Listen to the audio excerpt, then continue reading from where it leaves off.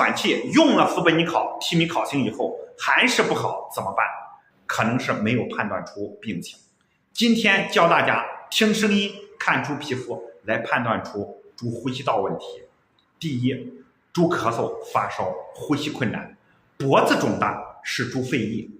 第二，猪咳嗽、流鼻涕、发烧不吃料，传染越来越多的猪是猪流行感冒。第三，猪发烧、咳嗽、喘气，用了替米考星、氟苯尼考以后还是没有用，这是猪支原体和蓝耳混合感染。第四，猪咳嗽声音大，早上晚上咳嗽比较厉害，不影响猪吃料，这是猪支原体肺炎。第五，猪突然喘气，严重的猪呼吸困难，鼻子出血挂，这是猪急性胸膜肺炎。第六，猪鼻子不通，流鼻涕，还会流血，轻微喘气，这是猪萎缩性鼻炎。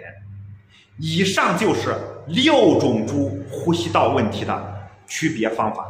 下面我会分享治疗方法。猪胸膜肺炎，我们可以用头孢混合氟尼辛，另外一边打氟苯尼考。猪肺疫，我们可以用氟苯尼考、卡那霉素分开打针。猪流行感冒，我们可以用双黄连混合头孢打针。猪蓝耳支原体混合感染，我们可以接种猪伪狂犬疫苗3头粉，然后用替米考星和卡那霉素分开打针。需要注意的是，猪出现呼吸道问题以后，打针很容易反复。治疗的时候建议搭配拌料来解决。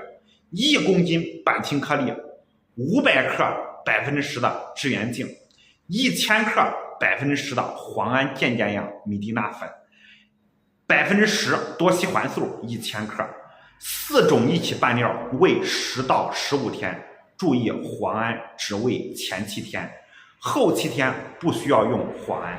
如果感觉讲的有用，请点赞关注兽医老徐。